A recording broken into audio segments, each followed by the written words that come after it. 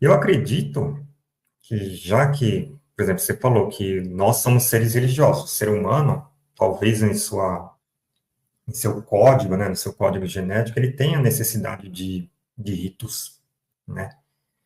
Mesmo que a pessoa não tenha religião, ela, por exemplo, ela perde um ente querido, ela vai ter um rito ali, né? Vai fazer alguma coisa. Os vikings colocavam o pessoal num barco e mandava lá para Valhalla, né? Colocava lá e botavam Exatamente. fogo, né?